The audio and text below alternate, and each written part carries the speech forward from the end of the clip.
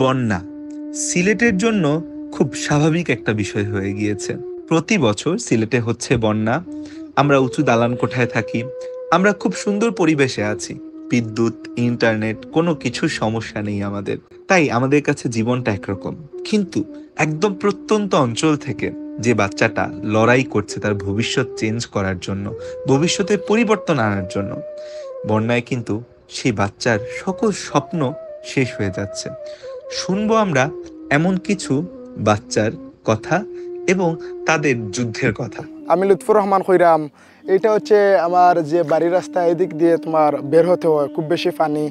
আর ওই যে বাড়িটা দেখছেন, মানে গড়ে মানে পানি উঠে গেছে। বর্তমানে অনেক বইগুলো মানে ভিজে গেছে তোমার পানির কারণে। আমি মোহাম্মদ তানজিলুর রহমান চৌধুরী, এইচএসসি 24 ব্যাচের একজন পরীক্ষার্থী। এখন বর্তমানে আমাদের বাসায় পানি ছিল অনেক, বাসার ভিতরে এখন পানি কিছুটা কমছে, কিন্তু আমার বাসা ছাড়াও এখানে অনেক শিক্ষার্থী আছে বর্তমানে, তারা বাসায় নাই, তাদের আশ্রয় কেন্দ্রে বর্তমানে অবস্থান করছে। তাদের অবস্থা খুবই ভয়াবহ এবং করুণ। তবে আমরা মানে খুব চিন্তার মাঝে আছি। 9 তারিখ যে আমরা পরীক্ষা দিব, কারণ হচ্ছে আমরা যে ঘর থেকে মানে বের হব, এই মানে কোমর পানি দিয়ে আমরা ঘর থেকে বের হতে হচ্ছে। এখন এই 2-3 দিন থেকে সামান্য পানি কমছে। এখন বর্তমানে অবস্থা খারাপ। আমরা বারোইয়া যেতাম কিলা পরীক্ষা দেওয়াত 9 তারিখ, ওখানেও চিন্তার মাঝে আছি আমরা।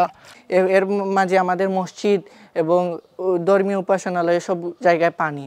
এইচএসসি 24 ব্যাচের পরীক্ষা শেষ হওয়ার পরপরই, মানে এইচএসসি পরীক্ষা শেষ হওয়ার পরপরই আমাদের জার্নিটা শুরু হয়। অ্যাডমিশন প্রস্তুতি, ভার্সিটি, মেডিকেল, এরপরে বিভিন্ন বিশ্ববিদ্যালয় পরীক্ষার যুদ্ধে সব ছাত্ররাই চেষ্টা করে আপ্রাণ যে তাদের মা বাবার ইচ্ছা পূরণ করার জন্য। এখন যদি আমাদের 8 তারিখ যদি পরীক্ষা হয়, 8 জুলাই, তাহলে আমরা অন্যান্য বোর্ডের থেকে পিছিয়ে যাব। আর সবে দোয়া করবো আমরা লাগে। আমরা পড়ালেখা তেমন একটা পানির কারণে তেমন একটা ভালো না, খুব কষ্টের মাঝে আছি। মানে নৌকাও খুব বেশি কম, নৌকা মিলে না, বুঝছেন। এসবে দোয়া করবো আমরা লাগি।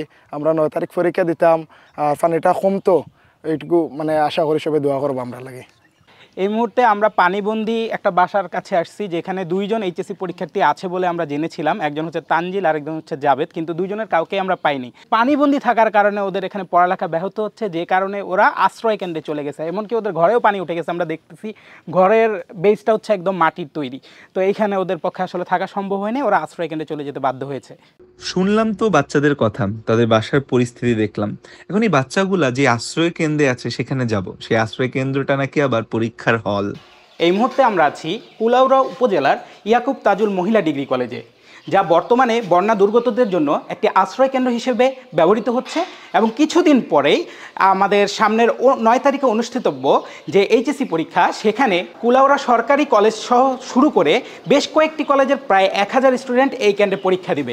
কিন্তু বর্তমান পরিস্থিতি অনুযায়ী আমরা যা দেখতে পাচ্ছি যে এখানে প্রায় কোমর সমান পানি আছে। এখন প্রশ্নটা এখানেই থেকে যায় যে এই পানি কি আদৌ এই কয়েকদিনের মধ্যে নেমে যাবে, এবং নেমে যাওয়ার পরেও কি এটি আমাদের পরীক্ষা দেওয়ার জন্য উপযোগী হবে কিনা। পরিবেশ পরিস্থিতি মানুষের জীবনে খুব বড় প্রভাব ফেলে।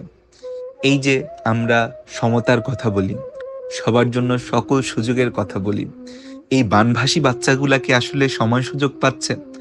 আর তো কিছুদিন পর পরীক্ষা।